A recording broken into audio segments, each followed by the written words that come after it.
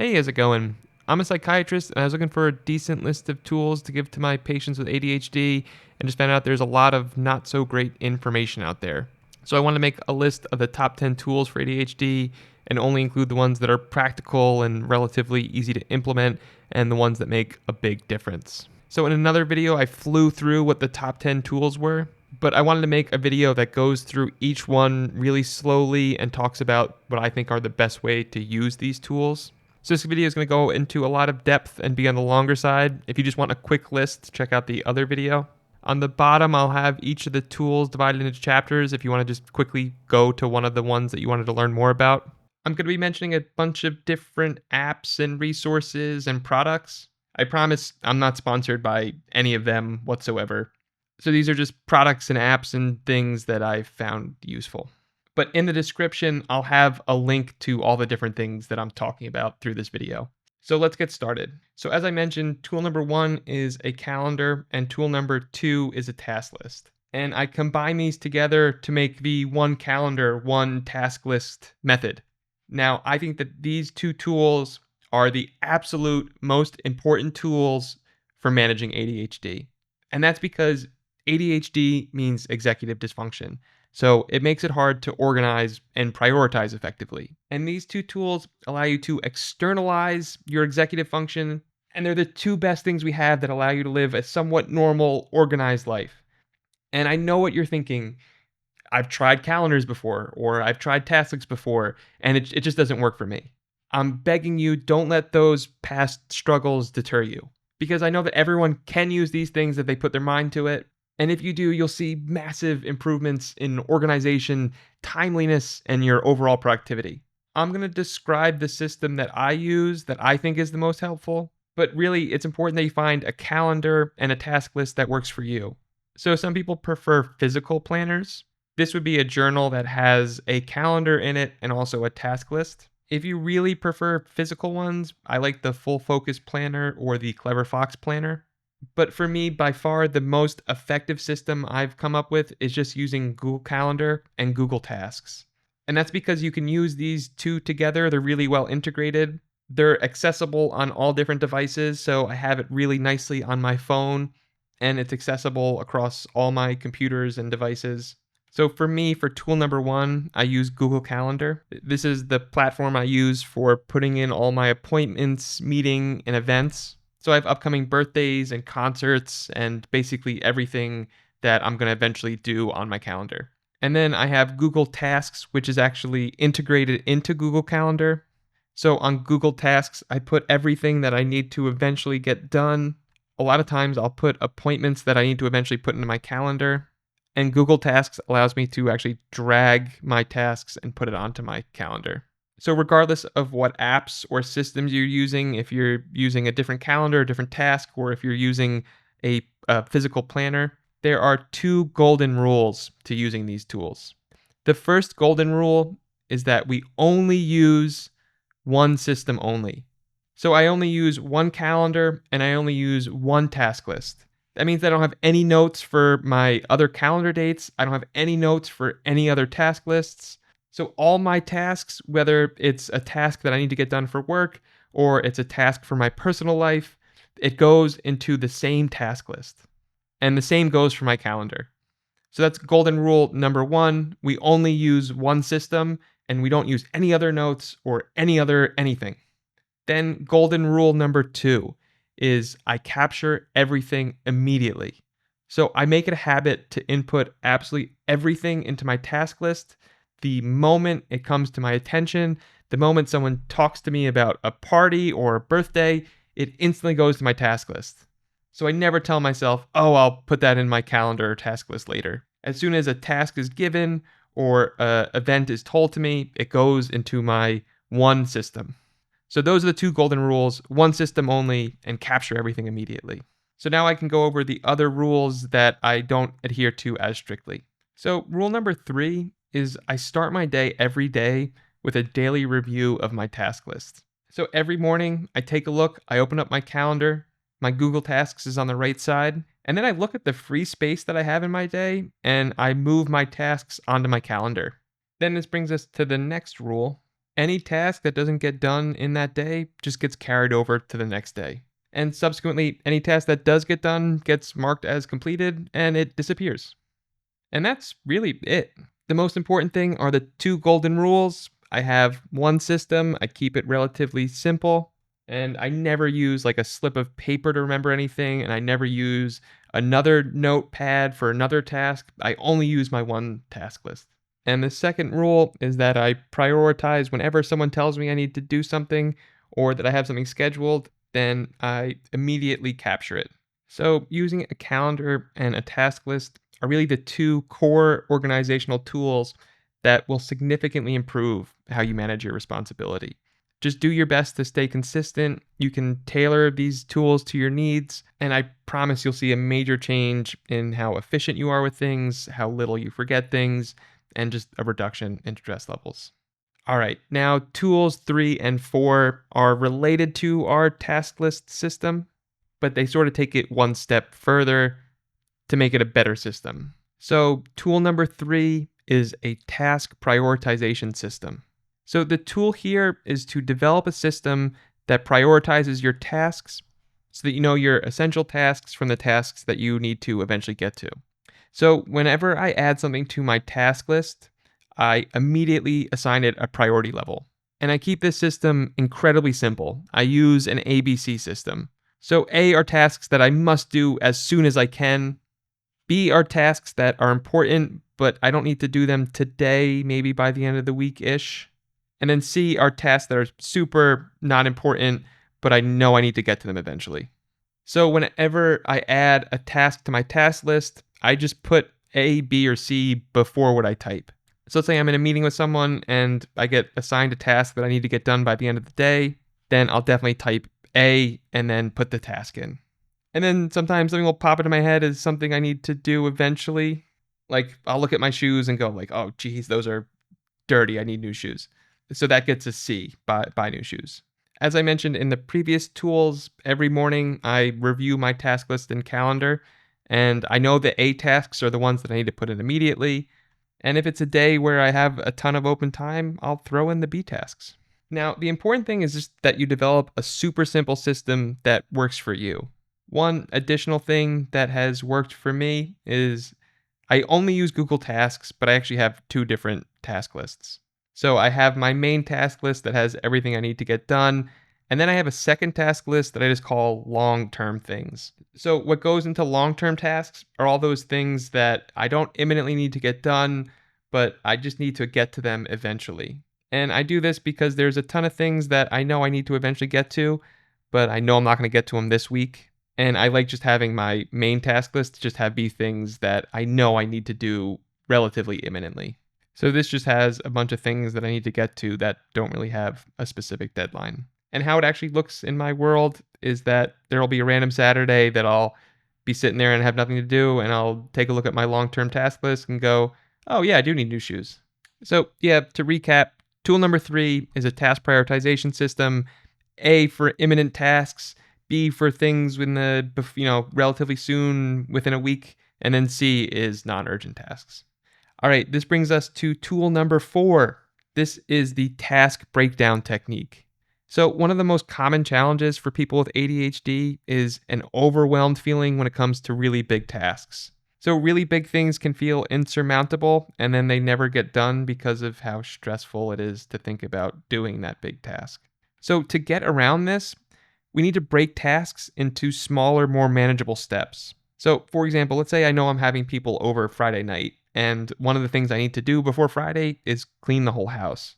Well, if I have clean the whole house on my task list, I promise you it's not going to get touched until 20 minutes before people need to come over. So that's why I break tasks down into subtasks.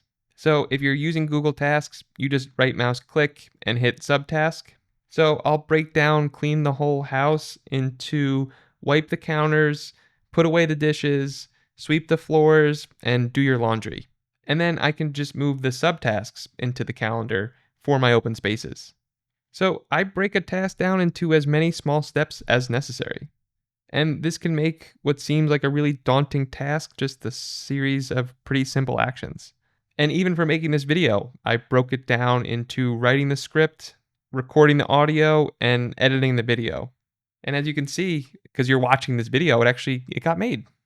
So the gist is that you can see each individual component, and it becomes much easier to tackle a small piece of a project rather than experience that daunting feeling of just seeing this huge thing that you need to get done. And it can be a real game changer for staying organized and staying productive. So that finishes up tools 1 through 4, which are all tools that are a part of the one calendar, one task list method. And for a lot of people with ADHD, these 2 things are life-changing and allow you to live a normal, productive life that you otherwise wouldn't be able to live. And I'm really not over-exaggerating here. These things are life-changing if you're able to implement them well. All right, our next set of tools are how to stay focused and distraction-free. So tool number 5 is the Pomodoro Technique. So the Pomodoro Technique, it's got a quirky name, but it really works. So it's called Pomodoro after the Italian word for tomato, inspired by those tomato-shaped kitchen timers. So here's the gist. You set a timer for a focused work session, traditionally about 25 minutes. But this time is just what works for you. Some people prefer longer intervals. Some people work better in shorter intervals. But whatever time you set, during this time, you work on a task with full concentration and you decide that you're not going to allow any distractions. So during this time, you're not looking at your phone, you're not opening up Instagram, you're not doing anything. And then once the timer goes off, you get a short break, typically 5 minutes. And during this break, you can do whatever the hell you want. So it gives your brain a chance to rest and reset, and you check your phone and you check your Instagrams and all that good stuff. And then you just go through these cycles. So you do 25 minutes of concentrated work where you're not checking anything, and then a 5-minute break where you can do whatever you want. And traditionally, you do 4 of these cycles. So 25 on, 5 off, 25 on, 5 off, 25 on, 5 off, 25 on. And then you get to take a longer break, like 15 to 30 minutes, a much longer break where you can do something different. So the Pomodoro Technique works well because it's simple and it gives very clear structure. And it helps when you're concentrating to know, like, hey, I'm just a few minutes away from getting my full-on break. I will say I really like the Pomodoro method, and I like using it. I've never gotten to the full break before. I'll usually do like 2 Pomodoros, and then my brain will be done. But even still, just doing those 2 in a day can make a huge difference for people. Because I've had days where I couldn't string together 20 minutes of productive work. So there are a ton of different Pomodoro apps. There's apps on your phone. There's desktop extensions. A popular one is called Forest, and you can grow a virtual tree. And if you use a distraction before the time's up, the tree dies, and you don't get to get the virtual tree. And if you search online, there's iPhone apps, there's desktop apps, a bunch of different ones. Here, I actually prefer physical timers. It just reduces all the apps and stuff that you're using and it makes it so I'm less likely to get distracted by, other problems. So there are timers specifically designed for the Pomodoro Technique. I'll put one of them in the description. If you're looking for a unique approach, you can get hourglasses that are in the intervals that you like to work in. So you have a working hourglass that's, 25 to 30 minutes, and then you have a break hourglass that's like 5 minutes. I like these because they're visually appealing. And just as an example for how these tools work, while I was researching the Pomodoro Technique, I saw the Pomodoro Cube timer. I thought it was cool, and I couldn't help it, but I had to order it. But then I said, hey, I bought this Pomodoro timer for work reasons, so it's a tax write-off. So I went right to my Google Tasks, and I reminded myself to add Pomodoro timer to my tax write-offs. And then tomorrow morning, I'll remember to do that. All right, this brings us to tool number 6. So tool number 6 is the distraction log. So I like combining this with the Pomodoro method, but it can also be used separate from it. The idea here is that when you're focused and in a work session and you're supposed to be doing something, if a distracting thought occurs, whether it's an unrelated task or a random idea or something you decide you need to do later, you don't act on it immediately. You just write it down on your distraction log, and then you get back to your task at hand. Now, this is super helpful because if you have ADHD and a thing pops in your head, all of a sudden you think it's the most important thing. So you'll be working on something that's super important, then you get it done. The deadline is super soon. And then it pops in your head that you remember that there was mold in the shower this morning and you need to take care of it right now. But no, the truth is the mold's been there for months and you can do it another time. So the distraction log allows you to remember those things even if your brain is telling you it's super important that you clean the mold right this second. And then once I'm done working, I'll take a look at the distraction log. Most of the time it's filled with nonsense. But if there's something that's actually real and important, I'll add it to my task list. And tomorrow morning I'll decide if it's something important. So this method not only keeps your current work session in focus, but it also makes sure that all your thoughts and tasks are accounted for and organized efficiently somewhere in your systems. So using this will help you be more productive when you're working and will reduce the mental clutter that people with ADHD often have. All right, our next set of tools are regarding making organization systems for your everyday items, aka stop losing. So tool number 7 is create organization systems for yourself. And that's too abstract for my little brain, so I'm going to make some sub rules that are concrete tools. Tool number 7A is the landing station. So this is an essential part of maintaining being organized and minimizing the chaos of misplacing things. The idea is super simple. Basically, you have a specific spot in your home that you consistently place your most important daily items. So for me, as soon as I walk in, there's a nice little table, and that's my landing station. So my landing station, I like to have a charging dock because it reminds me to put my phone there. And basically, it's just the designated spot for my phone, my wallet, my keys, and my daily electronics that I basically use every day. And the rule that I maintain is simple. As soon as I walk through the door, before I do absolutely anything, all my important items go on the landing station, and there's no exceptions. And I do this every single day. As soon as I get home, before I do anything, everything goes in the landing station. This has massive impacts on stopping those frantic search for lost items, especially when you're rushing out the door.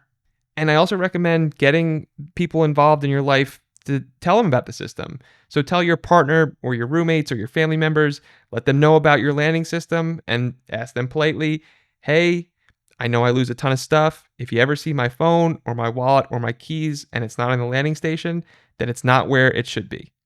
If you could kindly please return it to the landing station when it's not there. Wonderful. So the landing station. Now we have tool number 7B, and this is one word, phone, wallet, key. So the idea here is you put all the things that are important that you have in your day, and I put it in one mega system.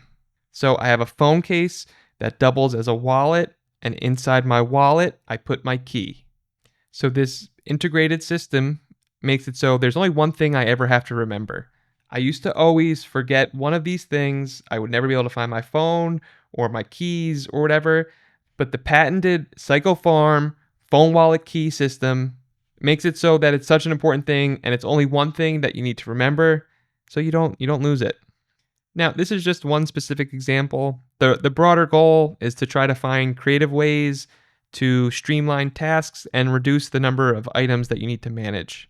So by integrating your essentials into the phone wallet key or by streamlining your routines, you're not only just organizing your stuff, but you're freeing up mental space to focus on the things that really matter.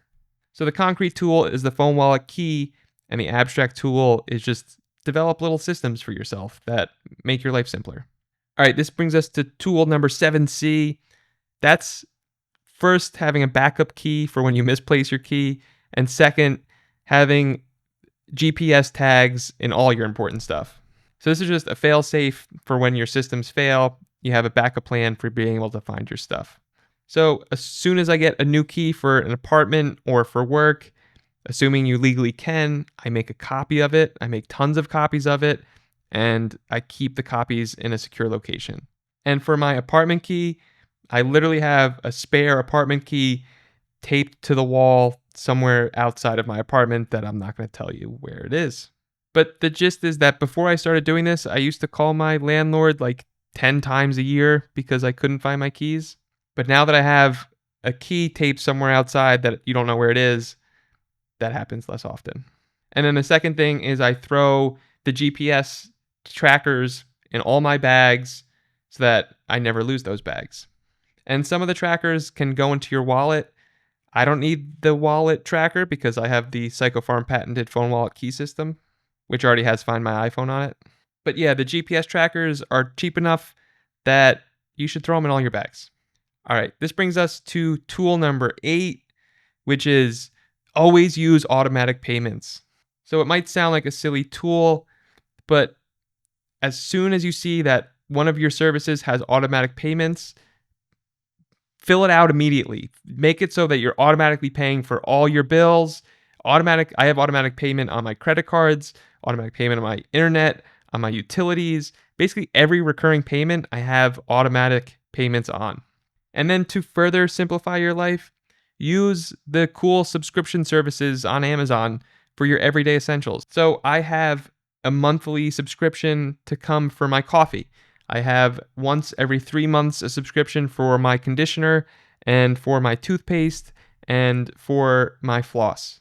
Basically anything that runs out in a relatively regular interval, I have as a subscription. And then once I have way too much of that thing, I just cancel the subscription or pause it until I use up all those things. All right, now I have the opposite of the tool 8, which is tool 8A, monitor your subscriptions. So there's a nifty tool, Rocket Money.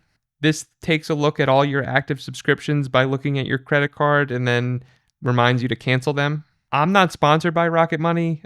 I feel like a lot of YouTube videos are. I don't have any sponsorships. Nobody cares about me. It's very possible that they steal all your credit card data or something malevolent.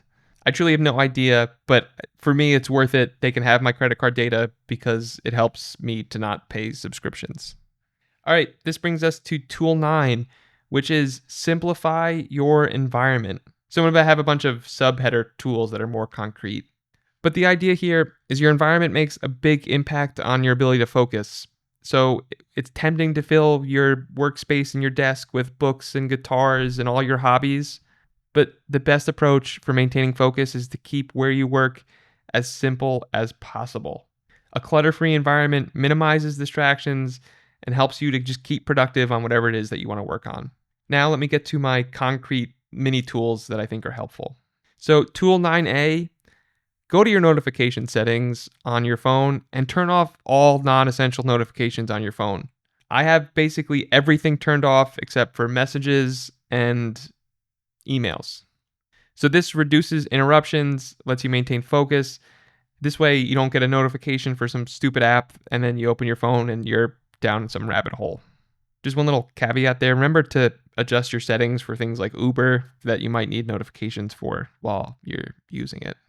All right, tool 9B, unsubscribe from nonsense emails. So manage your email subscriptions by unsubscribing from unnecessary newsletters and promotions and all that stuff. Again, I'm going to recommend a website I use. I'm not sponsored by them. It's very possible that they're stealing all my information and that they're a terrible website. I haven't looked into it. But the website is unroll.me, but it allows me to very quickly look at all my emails and put them into a spam folder.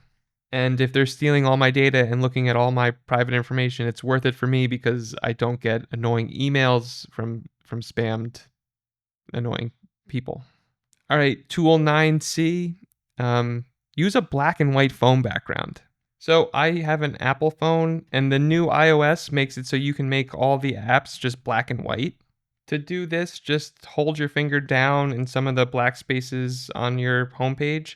Then all the widgets start shaking. Look at the top left and hit edit, and then hit customize, and then just hit tinted, and then it'll turn all your apps on your homepage black and white. So it'll be incredibly disorienting the first, week that you're using your phone.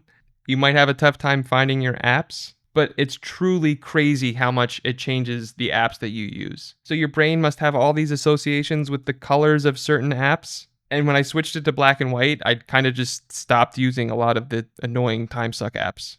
So yes, it is a little bit harder to find the apps that I need, but it's way worth it because I'm not using the crappy apps that I don't need.